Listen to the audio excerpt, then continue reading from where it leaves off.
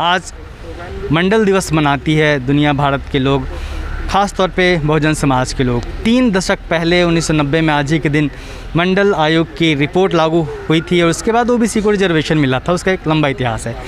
उसके बाद ऐसा हुआ कि ओबीसी को तमाम नौकरियां मिली, वो तमाम पदों पे गए आरक्षण की वजह से। लेकिन एक बीच में हुआ यह कि ओबीसी मंदिर और घंटों के चक्कर में पड़ गया, जिसको लेकर लगातार उसकी आलोचना भी होती रही। लेकिन हाल ही में निट का आंदोलन जिस तरीके से हुआ और ओबीसी जिस तरीके से खुलकर विरोध के लिए, लड़ाई के लिए सड़क पे आ गया और उसने ये लड़ाई जीती, उससे एक सवाल यह उठ रहा है कि क्या अब भारत का ओबीसी जागने लगा है? क्या अब भारत का ओबीसी सचमुच में अम्बेडकरी फूले विचार धारा को समझने लगा है, मानने लगा है और जीने लगा है? हमारे साथ हैं प्रोफेसर दिलीप मंडल जी। सर, क्या भारत का ओबीसी जागने लगा है?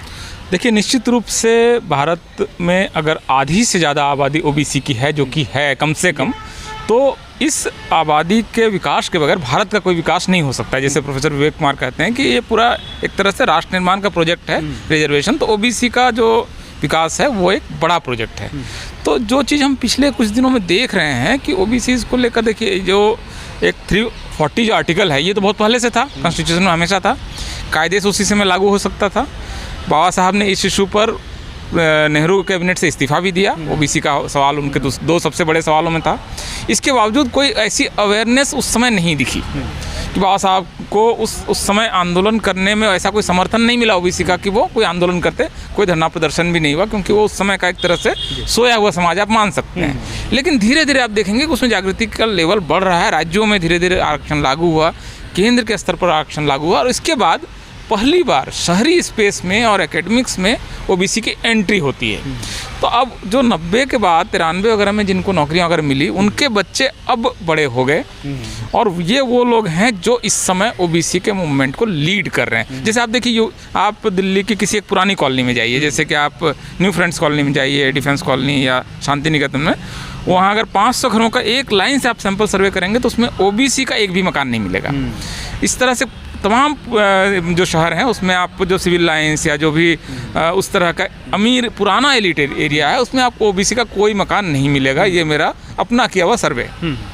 तो इन स्पेसेज में अब जो नई सरकारी लेकिन कॉलोनियाँ बन रही, उसमें आपको ओबीसी के लोग मिल जाएंगे, शेड्यूल कास्ट लोग मिल जाएंगे। तो मिडिल क्लास में एंट्री हो गई है इन सोशल ग्रुप्स की और अब वो पहले की तरह उसके सवालों को दबाया नहीं जा सकता। और एक बहुत बड़ी चीज़ जो इसमें हुई, आखिरी चीज़ मैं बता रहा हूँ कि 2006 में जब उच्च शिक्षा में आरक्षण लागू हो गया ओबीसी का, तो पहली बार सेंट्रल यूनिवर्सिटीज़ में ओबीसी के स्टूडेंट जाने लगे। तो आप समझिए कि 2008 में एक्चुअली लागू हुआ और हर साल दिल्ली यूनिवर्सिटी, सिर्फ दिल्ली यूनिवर्सिटी की बात कर रहा हूँ, टोटल 52,000 से ज़्यादा सीटें हैं, तो लगभग 16-17 हज़ार ओबीसी के स्टूडेंट दिल्ली शहर के दिल्ली के कॉलेजेज में पढ़कर बाहर निकलने लगे हर साल। तो ये बहुत बड़ी संख्या है। इस तरह से कम मेरा अपना अनुमान है, मोटे तौर पर, अलग अलग लोगों का अलग अलग अनुमान है, ओबीसी आरक्षण की वजह से कम 50 लाख लोगों को नौकरियां मिल चुकी हैं और इससे ज़्यादा लोग ग्रेजुएट और पोस्ट ग्रेजुएट बन गए हैं। तो ये सोशल क्लास अब ये इस तरह से दबा हुआ नहीं रह सकता, बहुत असर्ट कर रहा है। तो इसलिए बीजेपी की खास करके इस समय कोशिश है कि उसके अंदर रिलीजन या ओबीसी के कुछ नेताओं को कॉप्ट करके उनकी एक यूनाइटेड फोर्स के तौर पर ये ना आए।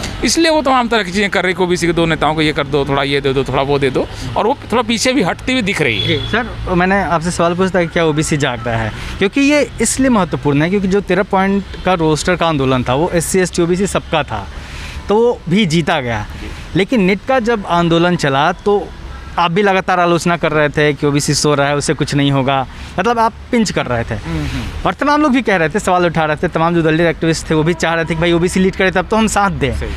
तो एक शुरुआत में चीज़ें धीमी रही, लेकिन अचानक से जोर पकड़ती हैं चीज़ें और अचानक से हो जाता है, फैसला पक्ष में हो जाता है। इसकी वजह क्या मान रहे हैं? देखिए, ओबीसी जब सो रहा है, दरअसल मैं बोल रहा था ना, तो दरअसल मैं झूठ बोल रहा था क्योंकि मुझे मालूम था कि एक हिस्सा निश्चित रूप से मैं उनको SC ST एक्ट के समर्थन में उतरते हुए मैं देख चुका हूँ। 13 पॉइंट में भी वो लोग थे, 13 पॉइंट में तो बहुत ही आगे थे, बहुत फ्रंट थे और ऐसे तमाम सवालों पर ओबीसी की एक जागरूक चेतना को हमने देखा था।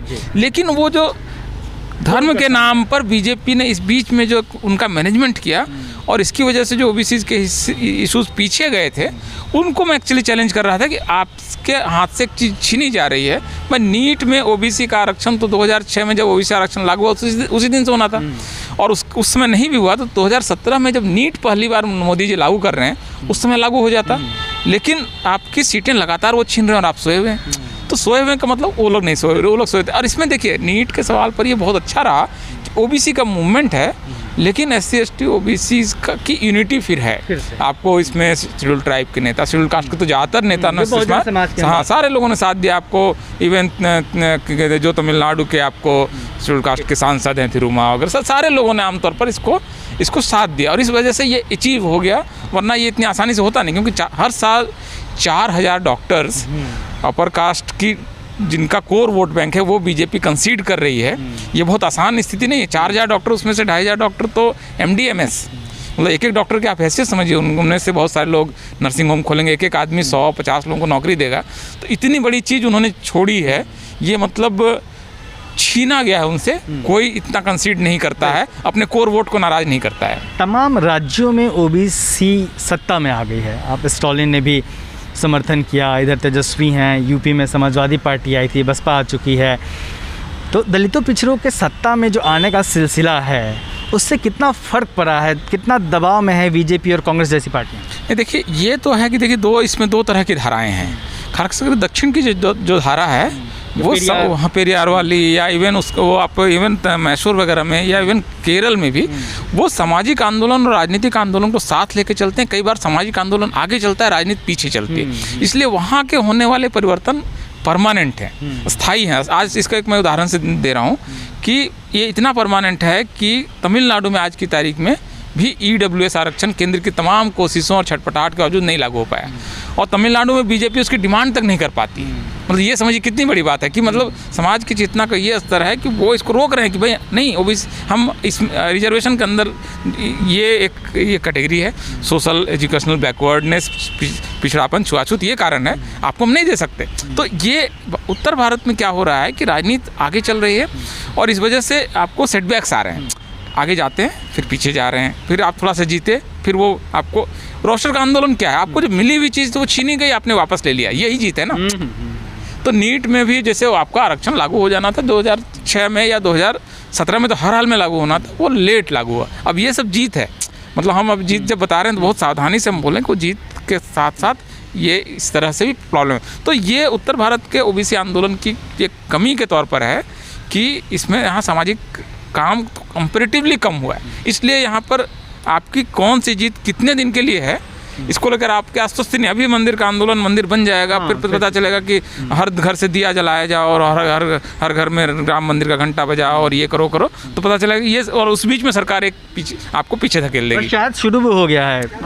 अमित शाह विंध्याचल चले गए और तमाम अयोध्या के 1 साल के वो मनाया जाने लगा उन्होंने कि इस तारीख से राम मंदिर में बन जाएगा। कहीं ना कहीं ये आप समझते हैं कि जब ओबीसी का आंदोलन उग्र होता है, क्योंकि SC का आंदोलन अलग तरीके का होता है, लेकिन जब ओबीसी, क्योंकि पॉपुलेशन में सबसे ज़्यादा चीज़ों को प्रभावित करता है, तो जब ओबीसी जागना शुरू करता है तो बीजेपी जैसी पार्टियां डर जाती हैं और बस धर्म का राग शुरू कर देती हैं। और अभी जो चीज़ें हुई हैं हाल में, शेड्यूल कास्ट और ओबीसी की जो लड़ाइयाँ हैं वो अलग तरह की हैं, और इसमें लड़ाइयों का फ़र्क ये है कि शेड्यूल्ड कास्ट इस पूरे कास्ट सिस्टम को उखाड़ फेंकने की लड़ाई करता है, क्योंकि वो ज़्यादा इसमें दबा हुआ, उत्पीड़ित ज़्यादा है, और उसको वर्ण सिस्टम के बाहर का है, उसको एक तरह से 1901 के सेंसस के बाद शेड्यूल कास्ट को ज़बरदस्ती एक तरह से हिंदू में, उससे पहले हिंदू में अलग से वो काउंट भी नहीं हो रहा था। तो ये उन्होंने, हिंदू की संख्या नहीं होगी तो मुसलमान और अगर ये एक साथ हो गए तो फिर सरकार इनकी बन जाएगी का जो भय था, वो कांग्रेस को भी वो भय था उस समय।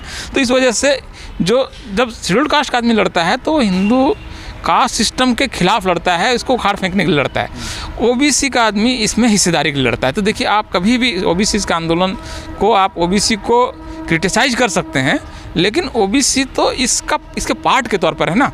तो ये एक तरह से उस फोल्ड के अंदर अधिकारों की लड़ाई है। तो आप इन दोनों लड़ाइयों को एक साथ देखेंगे तो मुझे लगता है कि इसमें एक कन्फ्यूजन होगा और लगातार फिर ओबीसी को कोसते रहेंगे। ओबीसी को कोसते रहने के साथ हमको इस बात को समझना पड़ेगा उसकी सोसाइटी में पोजीशन अलग है। तो इस वजह से ये जो पूरा मामला है, और ओबीसी की संख्या चूँकि इतनी ज़्यादा है, तो ये, और बीजेपी को ये मालूम है कि 2 सोशल क्लास के साथ उसका लगभग वो परमानेंट कॉन्फ्लिक्ट में है, एक मुसलमान और एक शेड्यूल कास्ट, शेड्यूल ट्राइब। ये लगभग इनको लेकर वो बहुत आश्वस्ति में नहीं है कि इसके पूरे हिस्से को कभी भी वो अपने साथ ला पाएंगे। तो अपर कास्ट अगर उसका कोर वोट है जो 10, 11, 12 से लेकर 15% हो सकता है, वो अगर कोर वोट है तो इसके साथ वो सरकार नहीं बना सकती, तो उसको ओबीसी का एक हिस्सा तो चाहिए ही चाहिए। इसके बगैर उसका एक एमएलए नहीं जीतेगा। तो 15% से आप इलेक्शन नहीं जीत सकते। आज की तारीख में यूपी में आपको 35% के आसपास से कम में खेल नहीं बनता है। तो 35% सवर्ण तो यूपी में किसी एक गांव नहीं है, विधानसभा तो छोड़ दीजिए, कोई एक गांव में 35% सवर्ण कहाँ होगा। तो ये इस स्थिति में वो ओबीसी के एक हिस्से को हमेशा अपने साथ लेके कुछ नेता सामने रख के, देखिए भारत के नरेंद्र मोदी पहले प्रधानमंत्री हैं जिन्होंने अपनी जाति पहचान का पब्लिक अनाउंसमेंट किया है। आज तक आप समझिए कि गुजराल से लेके देवगौड़ा से लेके वाजपेयी से लेके आप जवाहरलाल नेहरू तक चले जाइए, मनमोहन सिंह, किसी ने अपनी कास्ट की पहचान का पब्लिक डिस्प्ले नहीं किया है कि मंच पे चढ़ के कि मैं पिछड़ी माँ का बेटा हूँ और मुझे नीच कर दिया, हाँ मैं नीच परिवार से पैदा हुआ तो क्या हुआ। मतलब ये पब्लिक डिस्प्ले नरेंद्र मोदी ही करते हैं और हर उत्तर भारत के चुनाव में 4-5 बार करते हैं। तो ये बीजेपी की पूरी एक स्ट्रेटजी है कि उन्होंने नरेंद्र मोदी को अपफ्रंट किया, सामने रखा और ओबीसी के नेताओं की एक पूरी कतार खड़ी की, जिसमें कल्याण सिंह से लेकर उमा भारती और आज की तारीख में शिवराज सिंह चौहान और ये सारे, मतलब एक उनका एक आउटरीच है। ये उनका एक सौगात की तरह वो ओबीसी के बीच में लेके जा रहे हैं कि हम आपको ये दे रहे हैं। भाई इन्होंने नहीं दिया था ना नीट, हम दे रहे हैं आपको। इन्होंने संवैधानिक दर्जा नहीं दिया था, हम दे रहे हैं। हम 27 मंत्री हम बना रहे हैं और जातिगत आरक्षण भी मैं दूंगा। मतलब ये जो उसका आउटरीच है, इसके बावजूद लेकिन शासन के, भाई शासन लोकतंत्र क्या है? लोकतंत्र मतलब कोई पवित्र चीज़ तो रोशनी तो निकल नहीं रही कोई आसमान से, तो इंस्टीट्यूशंस के जरिए काम करेगा। इंस्टीट्यूशन क्या है? जुडिशरी है, आपको ये राजदूत हैं, आपको secretaries, joint secretaries, additional secretaries हैं, तमाम डायरेक्टर हैं, यूनिवर्सिटी के वाइस चांसलर हैं। तो पावर इंस्टीट्यूशंस को वो अपर कास्ट के लिए रख रहे हैं और सिंबॉलिक सहयोगी के तौर पे वहाँ नहीं,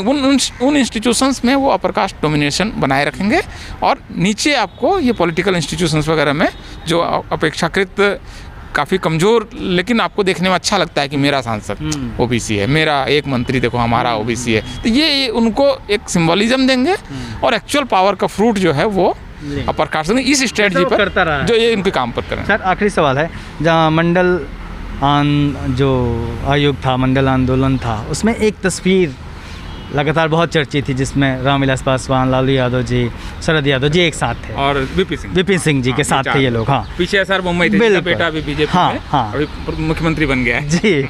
तो एक नाम कुछ दिखते थे, अभी ये तमाम लोग सक्रिय राजनीति से दूर हो चुके हैं, रामविलास पासवान जी रहे नहीं। आज के वक्त में किन नेताओं के ऊपर सामाजिक न्याय की जिम्मेदारी है लड़ाई की, और किन के ऊपर आप भरोसा करके चल रहे हैं कि ये आगे लेके चलेंगे?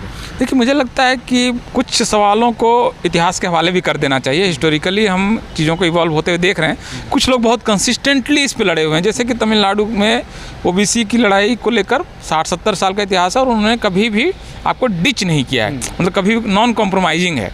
तो एक बहुत नॉन कॉम्प्रोमाइजिंग स्टैंड उनका है। लगभग इस तरह का एक नॉन कॉम्प्रोमाइजिंग एक आध सवालों को छोड़कर आपको लालू यादव में दिखेंगे, लेकिन वो भी पॉलिटिक्स को अपफ्रंट करते हैं, सामाजिक कार्यों को और सामाजिक चेतना को और शिक्षा पर जिस तरह का तमिलनाडु ने अपने कि ओबीसी को और SC/ST को इंग्लिश एजुकेशन में डालेंगे बड़ी संख्या में ताकि वो अफसर बने, ये वाला जो काम है उत्तर भारत में जनरली नहीं हुआ है। मैं उम्मीद करता हूँ और कामना करता हूँ कि ओबीसी बार आपको मौका दे रहा है। भाई अगर आप देखें तो बहुजन, अगर आप सपा और बसपा को दोनों को एक बहुजन ब्रॉड फ्रेम में रखें और बीएसपी को कोर बहुजन और इनको एक लोहियाइट पॉलिटिक्स के फ्रेम में रखें, तो भी इनको 8 मौके मिल चुके हैं। तो आपकी डिलीवरी अगर होगी तो निश्चित रूप से आप पर भरोसा होगा, हो सकता है कि आपको 9वां मौका भी मिलेगा। लेकिन आदमी फिर थकता है कि ultimately you are not delivering, we are fully supporting you, हम अपना सारा फेथ आप पर दे रहे हैं और अल्टीमेटली अगर पूरा चाहिए वो आपसे पूरा नहीं मिल पाया तो फिर क्या होता है कि फिर बीजेपी को वहाँ पर एक एंट्री पॉइंट मिल जाता है बाद में कहीं पर, और कांग्रेस भी इसी तरह से आपको स्पेस बना लेगी हो सकता है कुछ जगहों पे। तो खैर जो भी हो, तो आपको वो फेथ पूरा करना है, वो फेथ आपका नहीं पूरा करना दूसरी पॉलिटिक्स के लिए गुंजाइश छोड़ता है। तो नेताओं को मैं नाम तो नहीं ले रहा हूँ इस समय, लेकिन मुझे लगता है कि उस तरह के नेतृत्व आएगा नहीं आएगा तो फिर ये पॉलिटिक्स पीछे जाएगी। लेकिन काफ़ी चीज़ें बदली हैं मंडल 3 दशक में। और सर आपको बहुत बहुत शुभकामनाएं आज के दिन की। आप देखते रहिए दलित दस्तक और हमारे चैनल को सब्सक्राइब भी जरूर करिए। जय हिंद।